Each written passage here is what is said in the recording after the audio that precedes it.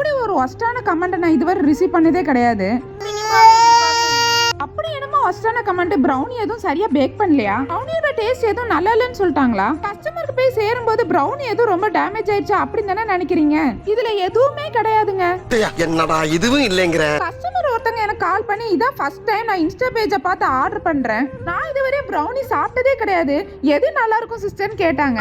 என்கிட்ட இருக்கிற எல்லா ஃபிளேவர் ப்ரௌனியும் சொல்லிட்டு டபுள் சாக்லேட் ப்ரௌனி வேணா ட்ரை பண்ணி பாருங்களேன் சிஸ்டர்னு சொன்னேன். கரெக்டா அனுப்பிடுவீங்களா, நாளைக்கு எனக்கு ரிசீவ் ஆயிருமான்னு ரொம்ப தயங்கி தான் இந்த ஆர்டர் பிளேஸ் பண்ணாங்க. கஸ்டமர் கேட்டுக்கிட்ட மாதிரி அன்னைக்கே ப்ரௌனியை கொரியர்ல சென்ட் பண்ணி விட்டுட்டேன். ஒன் டேலே உங்களுக்கு ரிசீவ் ஆயிரும் சிஸ்டர்னு சொல்லியிருந்தேன். பார்த்தா கொரியர் அவங்களுக்கு அன்னைக்கு போய் சேரவே இல்லை. கஸ்டமர் திருநெல்வேலி பக்கம் ஒரு வில்லேஜ்னு மென்ஷன் பண்ணியிருந்தாங்க. கொரியர் ஷாப்ல உள்ள ட்ராக்கிங் ஐடியா வச்சு செக் பண்ணி பார்த்தா திருநெல்வேலி வரைக்கும் தான் அப்டேட் காட்டுது. கஸ்டமரும் நீங்க உண்மையிலே சென்ட் பண்ணீங்களான்னு என்ன சந்தேகப்படுற மாதிரி பேச ஆரம்பிச்சிட்டாங்க. நெக்ஸ்ட் டே மார்னிங் கஸ்டமருக்கு ரிசீவ் ஆயிருக்கும் போல, சாரி சிஸ்டர் தப்பா நினைச்சேன், ப்ரௌனி நல்லா இருந்துச்சுன்னு சொன்னாங்க.